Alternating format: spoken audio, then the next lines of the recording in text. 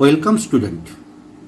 আজকের ক্লাসে আমরা আলোচনা করতে চাইছি সলিউশন অর্থাৎ দ্রবণ অধ্যায়, নিটের বিগত বছরের কোশ্চেনের সমাধান এবং সমাধানের সহজ কৌশল। তোমরা খেয়াল করেছো এর আগেও আমরা এই অধ্যায়ের একটা নিটের কোশ্চেন সলিউশনের ক্লাস করে এসেছি। আজকে আমরা দ্বিতীয় ক্লাস শুরু করছি। প্রথমে আসছি, দেখো যে কোশ্চেনটায় খেয়াল করো, বেশ একটা চমৎকার কোশ্চেন। 2015 এসেছিল। The boiling point of 2 mole per kg solution of X in water is greater than equimolecular, ভালো করে এখানটা খেয়াল করবে, equimolecular solution of Y in water.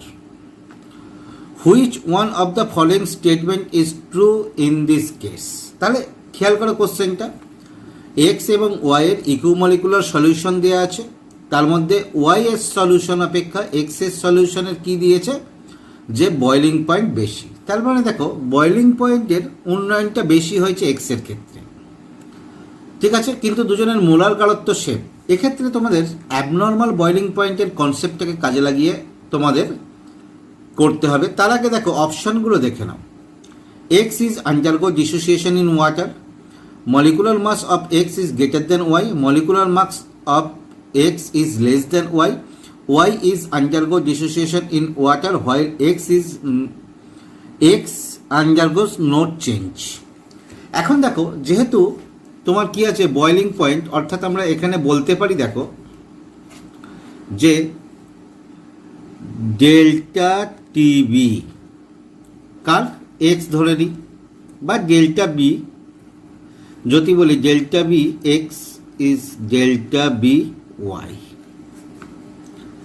অর্থাৎ বয়লিং পয়েন্ট বেশি। তাহলে এক্ষেত্রে আমরা কি বলতে পারি, delta TB X greater than delta TB Y, অর্থাৎ ওয়াইয়ের দ্রবণ অপেক্ষা এক্সের দ্রবণের ক্ষেত্রে স্ফুটনাঙ্কের উন্নয়ন বেশি হয়েছে। এখন দেখো দুজনেরই মোলার মাস এই মলিক কনসেন্ট্রেশন কি হচ্ছে সমান। তাহলে কনসেন্ট্রেশন সমান, তোমরা জানো ডেল্টা টিবি কার ওপর নির্ভর করে, নাম্বার অফ পার্টিকেল, অর্থাৎ কণা সংখ্যা, দ্রবণে উপস্থিত কণা সংখ্যার উপরে। যেহেতু তোমার মোলার গাঢ়ত্ব সমান বা মোলার গাঢ়ত্ব সমান, তাহলে এক্ষেত্রে অবশ্যই আমরা কি বলতে পারি, এক্সের ক্ষেত্রে এমন কোনো একটা কাণ্ড হয়েছে যেখানে তোমার কণা সংখ্যা বৃদ্ধি হয়েছে। তাহলে এখানে তোমার দ্রবণের মধ্যে কি আছে, number of particle increase, number of particle increase. কেন ইনক্রিজ বলছি, কারণ তোমরা দেখো ডেল্টা টিবি সূত্রটা জানো কে এফ ইন্টু এম, কে বি ইন্টু এম, এম যেখানে মোলার গাঢ়ত্ব, কে বি জলের ক্ষেত্রে সমান। অতএব যেখানে অ্যাবনর্মাল বিহেভিয়ার দেখায় তার ক্ষেত্রে দেখো I K B into M, I যদি তোমার কি হয় বেশি, কখন হবে, অর্থাৎ আই ওয়ান অপেক্ষা গ্রেটার দেন হবে কখন, যদি তোমার ডিসোসিয়েশন ঘটে, তাহলে তার ক্ষেত্রে ডেল্টা টিবি গ্রেটার দেন হবে। তাহলে এখানে দেখো আমরা সহজেই বলতে পারি তোমার কি আছে, দ্রবণের মধ্যে তোমার কি আছে এক্স ডিসোসিয়েট হয়েছে,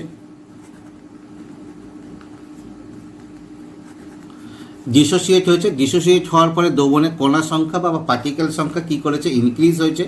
পার্টিকেল সংখ্যা ইনক্রিজ হওয়ার জন্য তোমার কি হচ্ছে, সেক্ষেত্রে স্ফুটনাঙ্কের উন্নয়ন বেশি হয়েছে। অর্থাৎ তাহলে অ্যান্সার কি হবে, দেখো অ্যান্সার অপশন এ হবে অ্যান্সার। পরের কোশ্চেনটা দেখো, এটাও 2015 সালে এসেছিল, খুব ভালো কোশ্চেন, সহজ question. Which one of the following electrolytes has same value of van't factor i as that of aluminium sulphate if all are 100% ionise. এখন দেখো যদি 100% আয়োনাইজ হয়ে যায় সলিউশনে, আয়োনাইজ হয়ে যায়, তাহলে আমরা কি জানি যে আই সমান কি হয়, দ্যাট ইজ এন, এনটা কি number of ion, number of ion after dissociation, after dissociation.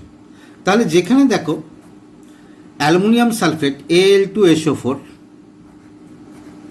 Al2SO4 whole 3, এর ক্ষেত্রে ডিসোসিয়েশনের ফলে কতগুলো আয়ন উৎপন্ন হচ্ছে দেখো, 2Al3 + 3SO4 2-। তাহলে এখানে n সমান দেখো 2 + 3 অর্থাৎ 2 + 3 = 5। এর ক্ষেত্রে এটাই হবে I যদি 100% আয়োনাইজ হয়। তাহলে এবার কোনটার ক্ষেত্রে দেখো ডিসোসিয়েশনের ফলে 5টা আয়ন উৎপন্ন করতে পারে। খেয়াল করো, আমরা যদি অপশন ডি নিই, দেখো option D K4 FeCN6 dissociation করে কি হবে 4K প্লাস FeCN6 4 মাইনাস। তাহলে নাম্বার অফ আয়ন খেয়াল করো, নাম্বার অফ আয়ন 4 অর্থাৎ 4 এখানে 1 4 + 1 5 that is equal two I। তাহলে 100% আয়োনাইজ হলে অ্যালুমিনিয়াম সালফেটের সঙ্গে কার ক্ষেত্রে I সমান হবে K4 FeCN6 অপশন ডি। পরেরটা দেখো, এটাও 2015-এ এসেছিল, খুব ইজি কোশ্চেন। এই সংক্রান্ত আলোচনা তোমাদের আগেও করেছি। Which is not equal to 0 for an ideal solution. তোমাদের দেখো আইডিয়াল সলিউশনের ক্ষেত্রে আমাদের কন্ডিশন কি বলেছিলাম, আগেও বলেছি, আরেকবার মনে করিয়ে দিই। এই ক্লাসে delta H mixing equal to 0 হয়, delta V mixing equal to 0 হয়, কি হয় না delta S mixing not is equal to 0, আর ডেল্টা G0 মিক্সিং বা delta G0 not is equal to 0। তাহলে এখানে দেখো অন্য কিছু ভাবার দরকার নেই, আমাদের delta S mixing not equal to 0, option B হবে অ্যান্সার। খুব ইজি। পরের কোশ্চেনটা দেখো, এটাও 2014-এ এসেছিল। Of the following 0.10 molar aqueous solution which one exhibit the largest freezing point depression. অর্থাৎ কোন ক্ষেত্রে দেখো লার্জেস্ট ডেল্টা TF হবে। আমরা কি জানি ডেল্টা TF সমান KF × M, যেখানে অ্যাবনর্মাল প্রপার্টি দেখায়, যেহেতু ইকোমলিকুলার দিয়ে দিয়েছে মোলার কনসেন্ট্রেশন 1, তাহলে এরকম অ্যাবনর্মাল প্রপার্টির ক্ষেত্রে তোমরা কি জানো I KF × M।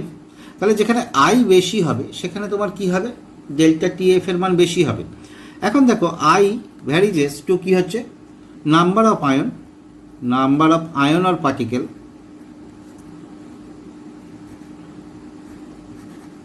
After dissociation. যেহেতু এখানে ডিসোসিয়েশনটাই আমরা শুধু বলছি, অ্যাসোসিয়েশনের ক্ষেত্রেও হবে।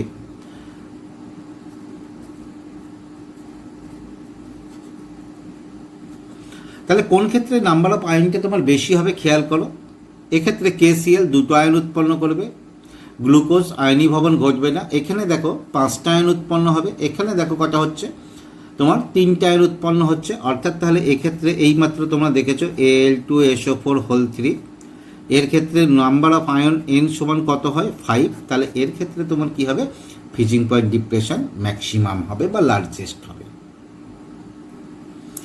পরের কোশ্চেনটা দেখো, vapour pressure of chloroform and dichloromethane at 25 degrees centigrade are 200 millimeter Hg and 41.5 millimeter Hg respectively.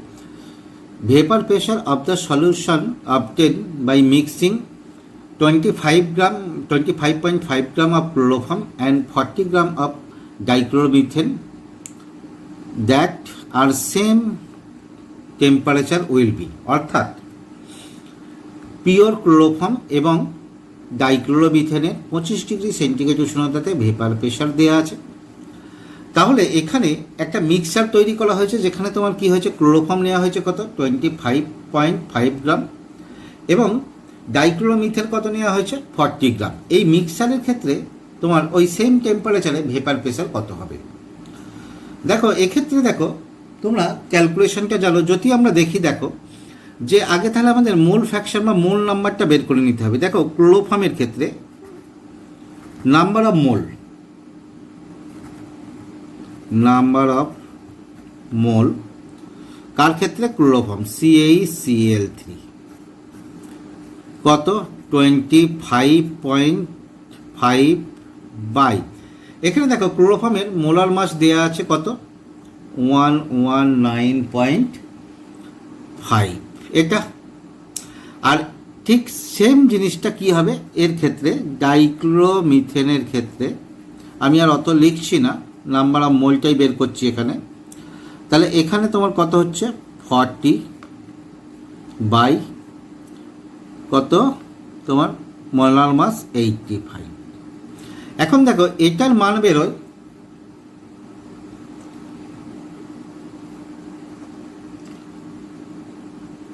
213, আর এর ক্ষেত্রে মান বেরোচ্ছে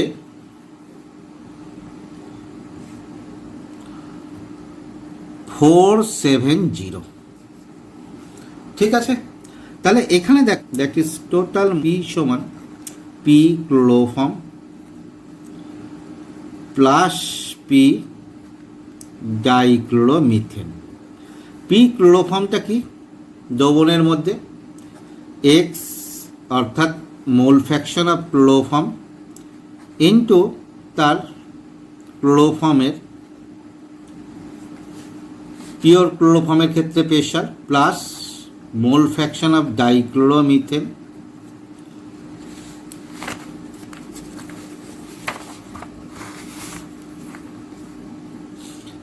ইন্টু P0 অফ ডাইক্লোরোমিথেন। এটা এবার দেখো মান বসিয়ে দাও। আচ্ছা, মূল সংখ্যাটা এর ক্ষেত্রে দেখো, ক্লোরোফর্মের ক্ষেত্রে মূল সংখ্যা কত 0.213 বাই 0.213 প্লাস 0.470 ইন্টু ক্লোরোফর্মের বিশুদ্ধ অবস্থায় কত 200 প্লাস ডাইক্লোরোমিথেনের ক্ষেত্রে কত 0.470 বাই 0.213 প্লাস 0.470 ইন্টু বিশুদ্ধ অবস্থায় কত আছে দেখো 41.5। এটার ক্ষেত্রে যদি দেখো ক্যালকুলেশন করা হয়, তোমরা ক্যালকুলেশনটা করবে, ক্যালকুলেশন করলে মান আসছে 90.63। এখানে দেখো যে অপশানগুলো দেওয়া আছে সেই অপশানগুলো কোনোটাই এই অপশানটা নেই, অর্থাৎ বলা যেতে পারে এই অপশানগুলো তোমার কি আছে, ভুল আছে। পরের কোশ্চেনটা দেখো 12 সালে এসেছিল PA and PB are the vapor pressure of the pure liquid component of A and B respectively of an ideal binary solution if XA represent the mole fraction of the component A, total pressure of the solution will be। Just এইটাকে দেখো, total প্রেশারের যে সূত্রটা আমরা আগে apply করেছি সেটাকে একটু চেঞ্জ করে বা এদিক ওদিক ক্যালকুলেশন করে দিলেই এসে যাবে। তাহলে দেখো টোটাল প্রেশার যদি আমরা দিই পি টোটাল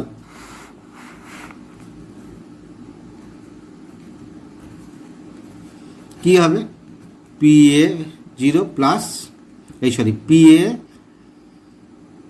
আর PB ডট, যেখানে PA PB কি হচ্ছে এদের অংশচাপ। এখন দেখো PA সমান কত হয়, PA ডট সমান PA XA, এটা কি হবে PB সমান কি হবে PB XB। আমাদের XBর কোনো টার্ম নাই, তাহলে XBকে চেঞ্জ করে দেবো, that is PA XA plus XBর জায়গায় আমরা কি লিখতে পারি 1 মাইনাস XA, কারণ তোমরা কি জানো যে সলিউশনে XA plus XB equal to 1। তাহলে এইটা ইন্টু PB ক্যালকুলেশন করে দাও, দেখো PB আগে চলে আসছে। এখান থেকে যদি দেখো, আচ্ছা ঠিক আছে একটা করে দেওয়া হোক, PA XA এটা কি হচ্ছে minus XA PB, that is PB plus XA common নিয়ে নাও, PA মাইনাস PB। অপশান দেখো কোনটা আছে, অপশান ডি হচ্ছে তোমার অ্যান্সার। খুব সহজ প্রবলেম আছে এটা। পরেরটা দেখো 2011 সালে এসেছিল the freezing point depression constant of the water is, এটা মাইনাস হবে না, water is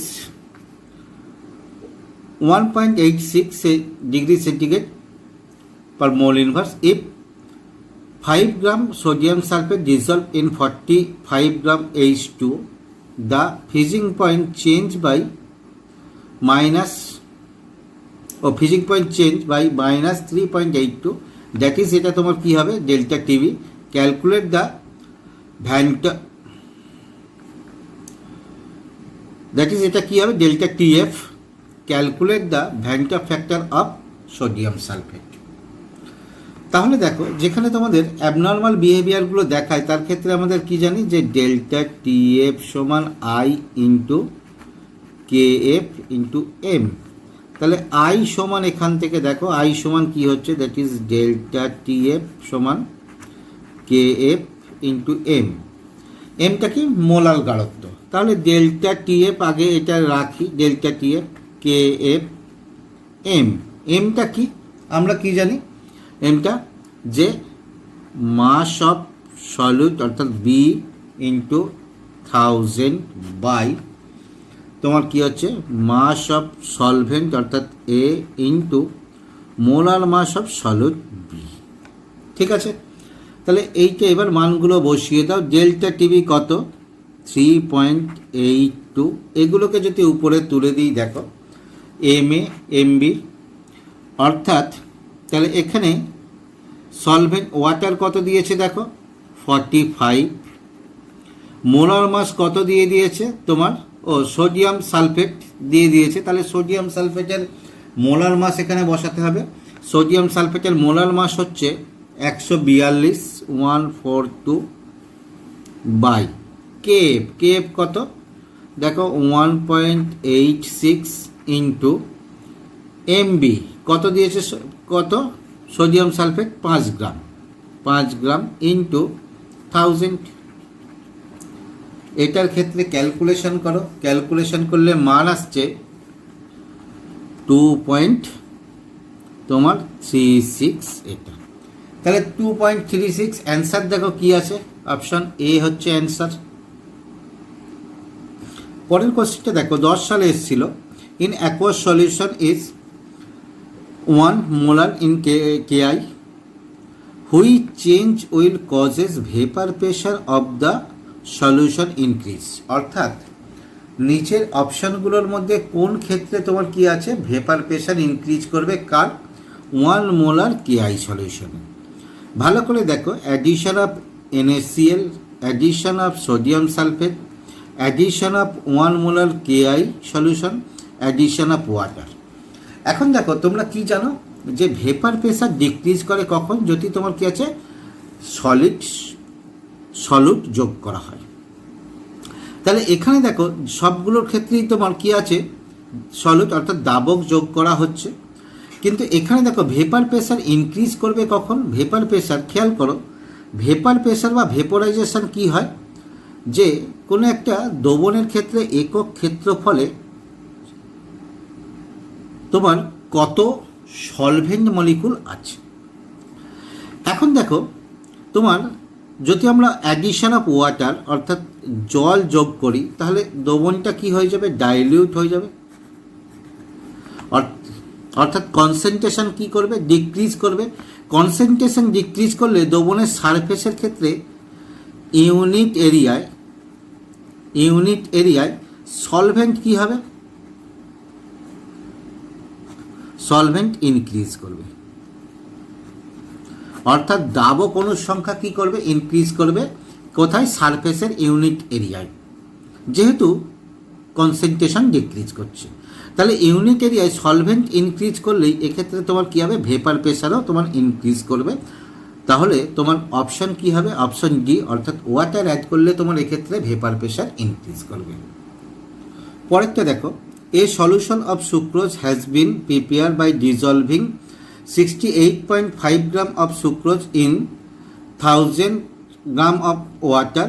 The freezing point of the solution obtained will be, অর্থাৎ সলিউশনের ফ্রিজিং পয়েন্ট কত হবে। তাহলে ডেল্টা টিএফ ডিটারমাইন করলেই হয়ে যাবে। দেখো আমরা কি জানি যে ডেল্টা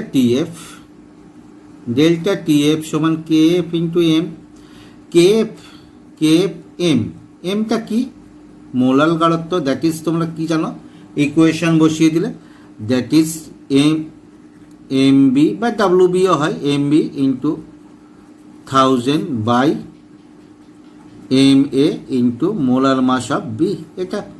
তাহলে কে এফ এর মান বসিয়ে দাও, জলের ক্ষেত্রে 1.86, এম বি কত দেওয়া হয়েছে দেখো 68.5 ইন্টু এটা 1000 বাই এম এ কত সুক্রোজের মোলার মাস দিয়ে দেওয়া হয়েছে এখানে 342 ইন্টু ওয়াটারের পরিমাণও দেখো 100 গ্রাম, এই 1000 গ্রাম। তাহলে কেটে গেল। এটার ক্ষেত্রে ক্যালকুলেশন করো, ক্যালকুলেশন করলেই মান পেয়ে যাবে। ক্যালকুলেশন করলে তোমার আসছে 372। এখন দেখো ডেল্টা টিবি এফ আমরা কি জানি যে তোমার কি আছে, এটা 0 থেকে মাইনাস এটা করলেই ডেল্টা টিবি পেয়ে যাব, অর্থাৎ ডেল্টা টিবি। তাহলে ডেল্টা টিবির মানটা অ্যাকচুয়াল কত আসবে, -0.372। তাহলে অপশন এ হচ্ছে তোমার অ্যান্সার। পরেরটা দেখো 2009 এসেছিল, এ 0.0020 molar aqueous solution of an ionic compound CO ammonia whole 5 NO2Cl freezing at 0.00732 degree centigrade. Number of mole of ion which 1 mole of ionic compound produce on being dissolved in water will be। অর্থাৎ তোমার কি হচ্ছে যে 1 মোল এই সাবস্ট্যান্ট ওয়াটারে dissolved হয়ে কত মোল ion উৎপন্ন করছে সেটা নির্ণয় করতে হবে। তাহলে দেখো এক্ষেত্রে আমাদের depression of freezing point delta TB সমান I into KB into M. তাহলে এখানে দেখো আই সমান কত, আই সমান delta TF into K F into M. তাহলে ডেল্টা টিএফ এর ক্ষেত্রে দেখো ফ্রিজিং পয়েন্ট কত দিয়ে দিয়েছে এটা, অর্থাৎ 00732 বাই কেএফ দিয়ে দিয়েছে কত ওয়াটারের ক্ষেত্রে 1.86 ইন্টু তোমার মোলাল গাঢ়ত্ব কত 2002 হয়েছে। এর ক্ষেত্রে দেখো ক্যালকুলেশন করলে মানটা আসছে 1.96, দ্যাট ইজ কত 2। অর্থাৎ কি হচ্ছে 1 মোল যদি আয়ন এই সাবস্ট্যান্ট ওয়াটারে ডিজলভ হয় তাহলে তোমার কি হবে 2 মোল আয়ন উৎপন্ন করবে, বা একটা অণু বিয়োজিত হয়ে 2টো আয়ন উৎপন্ন করবে। তাহলে এখানে দেখো অপশানগুলো কোনটা, অপশান এ অ্যান্সার। তাহলে এই পর্যন্ত দেখো আমাদের 10টা কোশ্চেন আলোচনা হলো। তাহলে বাকি যেটুকু আছে আমরা দেখব পরের ক্লাসে আলোচনা করব। তোমরা এইগুলোকে খুব ভালো করে প্র্যাকটিস করো এবং কত সহজে অ্যান্সারগুলো করতে পারছো সেই চেষ্টাটা করো।